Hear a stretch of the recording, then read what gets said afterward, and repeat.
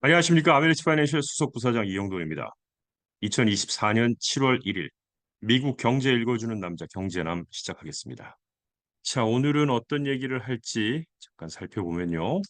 미국의 증시는 채권 금리 상승 속에 혼조세로 출발했습니다. 이전에 지난 상반기가 어땠는지도 잠시 보고요. 또 6월 미국의 제조업 지수가 48.5를 기록했는데 이것은 2분기에 제조업이 좀 침체했다는 얘기입니다. 게임스탑 사태를 주도했던 대장개미가 이번에는 반려동물 관련 주를 타겟으로 삼았는데 이것도 좀 살펴보고요. 보잉이 스프릿 에어로 시스템스를 재매입했다는 소식도 있고요. 바이든의 학자금 대출 상한 계획이 법적 도전 속에서 재개될 것으로 보입니다. 그 밖에도 몇몇 소식들 전해드리도록 하겠습니다. 자, 오늘이 7월 1일이니까 2024년 상반기는 마무리됐는데요. 상반기를 요약하면 화면처럼 요약할 수가 있겠습니다. 기술주가 계속해서 시장을 이끌고 있고요.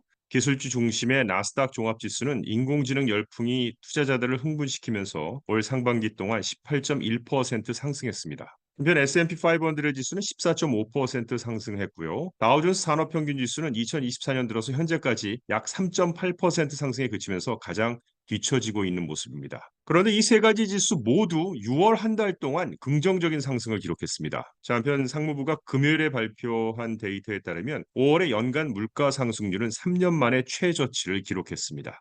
이제 짧은 휴가 거래 주간이잖아요, 이번 주가. 그런데 투자자들은 어디에 주목할 것이냐? 오는 금요일 독립기념일 다음 날 오전에 발표될 6월의 고용 보고서를 주목할 것입니다. 자, 미국 증시는 오늘 채권 금리가 오른 가운데 혼조세로 출발을 했는데요. 10년 만기 국채 금리는 전 거래일보다 10 베이시스 포인트 오른 4.447%를 기록했고 2년물 국채 수익률은 4.779%로 6 베이시스 포인트 올랐습니다.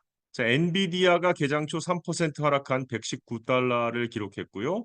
어드밴스 마이크로 디바이스 AMD는 2.9%, 또 마이크론 테크놀로지는 0.9%, 인텔은 1.4% 하락하는 등 AI 반도체 주식들이 일제히 하락했습니다. 자, 그런데 2분기에 차량 납품 발표를 앞둔 테슬라는 개장 초에 4% 오르면서 205달러를 기록했는데요.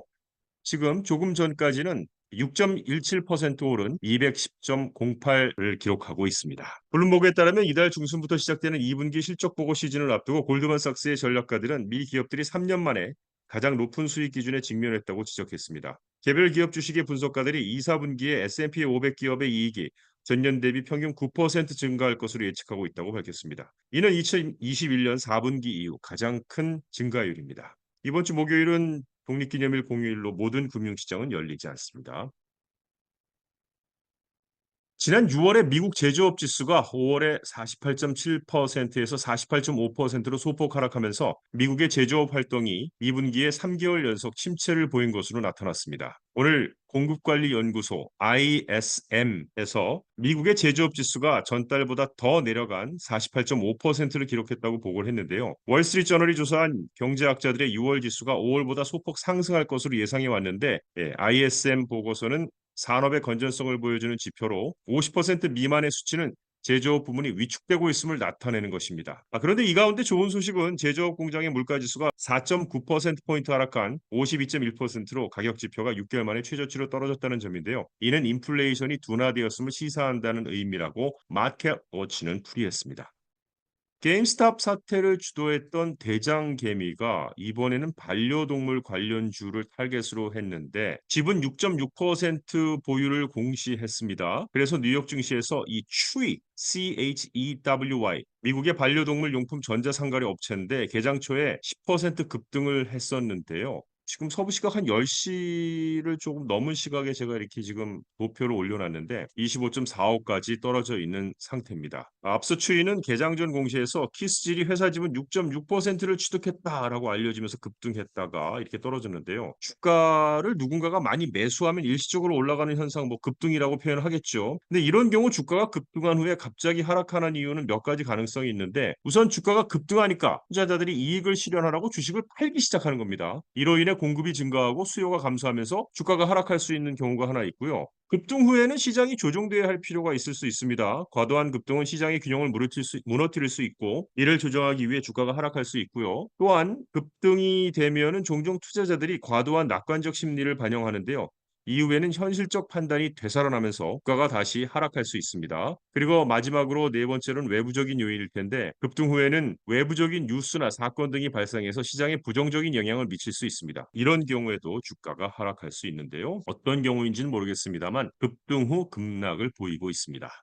보잉이 오늘 동체 제조업체인 스프릿 에어로 시스템스를 47억 달러 상당의 전액 주식 거래로 재매입할 것이라고 발표했습니다. 스프릿의 부채를 포함하면 거래의 총 가치는 83억 달러에 달하는데요. 보잉은 2005년에 스프릿을 분사, 스폰오프했으며 두 회사의 재통합이 보잉이 직면한 안전과 품질 관리 문제를 개선할 것이라고 밝혔습니다. 보잉은 현재 증가하는 감시와 여러 생산 문제에 직면해 있는데요. 자, 한편 법무부는 보잉이 두 번의 치명적인 737 맥스 추락 사고로 346명이 사망한 사건과 관련해서 연방 규제 당국을 오도한 혐의로 보잉의 유죄를 요구할 계획이라고 피해자 가족 변호사들이 전했습니다.